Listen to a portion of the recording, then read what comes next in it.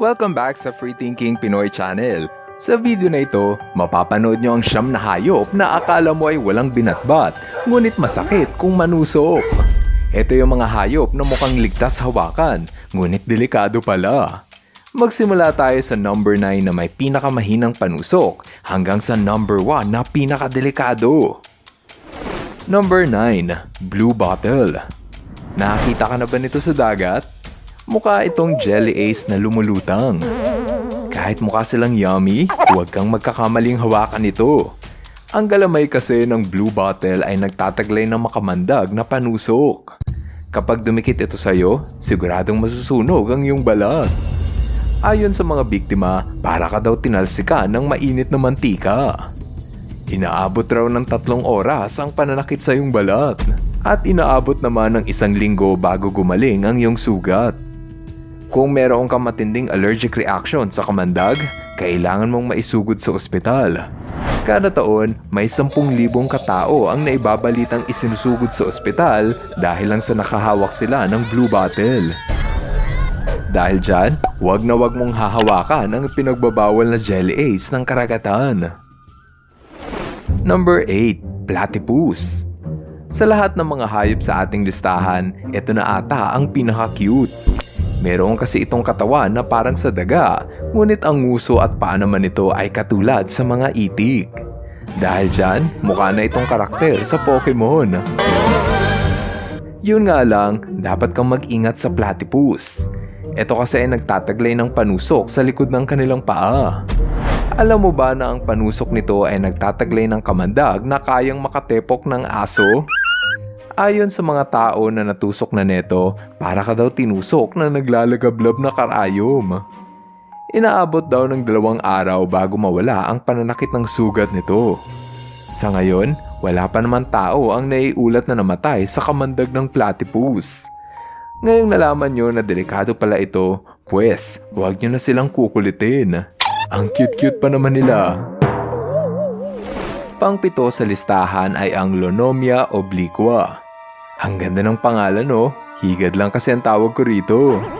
Kinatatakutan ng mga higad na ito dahil ito ang pinaka-venomous na caterpillar sa buong mundo. Ayon yan sa Guinness World Records. Nakapwesto ang kamandag nito sa bawat hibla ng kanilang buhok. Kaya naman kapag hinawakan mo ito, pwedeng mangati at masira ang balat mo. Sabi nila, kasing sakit daw nito ang mabuhusan ng asido sa balat. Titingnan ko pa lang ang higad na ito, para na akong nangangati. Kaya naman sa tuwing ikaw ay nasa gubat, huwag kang basta-bastang humawak sa mga halaman. Baka maka-jackpot ka na makahawak ng higad. Ang ika-6 na pwesto ay ang blue tongue. Sino ba naman ang hindi pamilyar sa isda na ito? Dito kasi ginaya ang makakalimuting isda na si Dory sa pelikulang Finding Nemo. Kahit cute ang isda na ito, huwag na huwag mo itong hahawakan. Meron kasi itong matulis na tinig sa bandang buntot na naglalabas ng kamandag. Kapag bigla mo itong hinawakan, pwede ka netong tusukin. Sabi nila, ang sakit nito ay katumbas sa sugat na binudbura ng asin. Hindi rin kinakain ng isda na ito dahil ang karne ng blue tongue ay nakakalason. Isa itong leksyon na hindi lahat ng magandang bagay ay dapat na hinahawakan. At sa halip, hayaan na lang natin silang lumangoy gaya ng sabi ni Dory. Just keep swimming, just keep swimming, just keep swimming, swimming, swimming. Bago tayo magpatuloy, dapat niyong pindutin ang like button. Maraming salamat! Pang-5 sa ating listahan ay ang velvet ant. Kung gaano man kaganda ang kulay ng insektong ito, ganun din katindi ang panusok nito. Ang mga velvet ant kasi ay nagtataglay ng stingers na sa sobrang sakit, para ka daw tinusok ng kutsilyo. Ayon sa iba, napapasigaw sila dahil para silang tinotorture. Oof!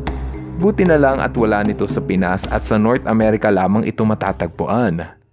Nagkaroon pa nga ito ng palayaw bilang cow kicker. May mga kwento-kwento kasi na kaya raw nitong pumuksa ng baka pag tinusok nito. Pero ito ay hindi totoo at isa lamang fake news. Ang ika-4 na pwesto ay ang tarantula hawk. Sa lahat ng mga insekto, ito na ata ang may pinakamasakit na panusok. Kahit sa Pilipinas, pwede kang makakita ng insektong ito. Kalmado lang itong insekto at hindi naman agresibo.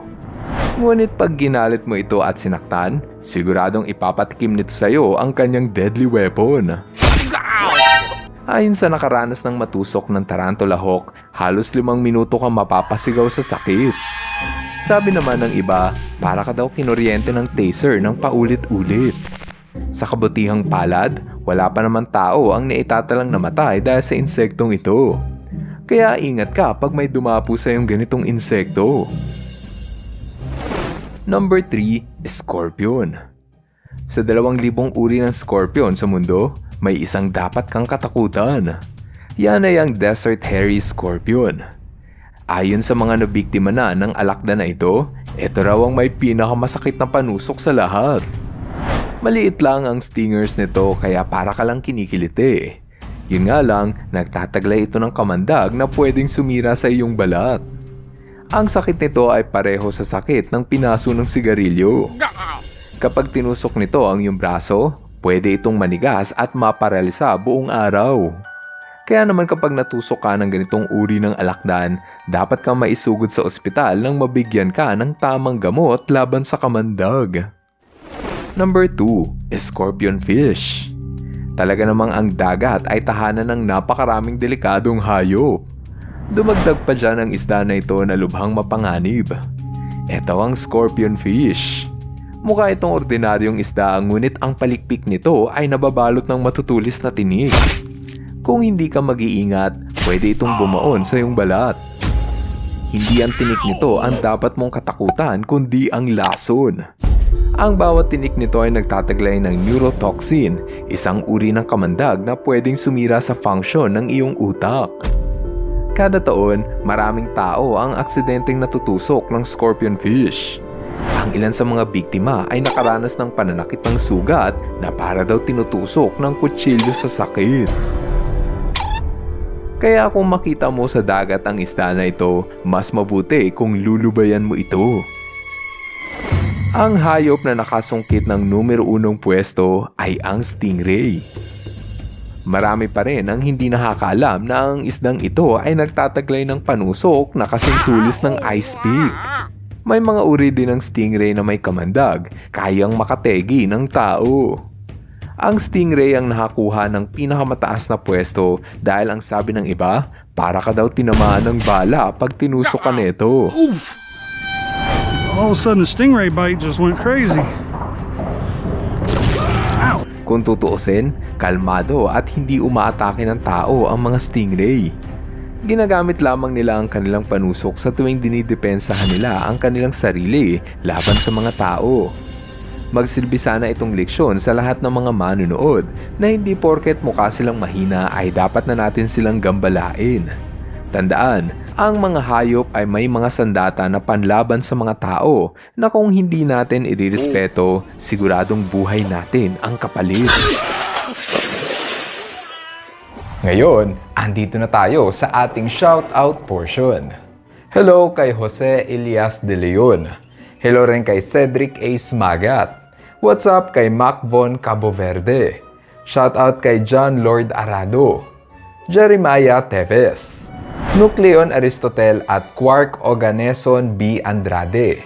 At kina Atara Kirsten at Elisha Daniel Mamano. Maraming salamat sa inyong panunod. Now, see you guys in our next video. Bye-bye! Ka-FTP viewers, thank you so much sa panunod mo na aking video. Kung nagustuhan mo ang video na ito, subscribe na sa FTP channel. Don't forget to hit the bell button para updated ka sa mga bagong videos. Paalam!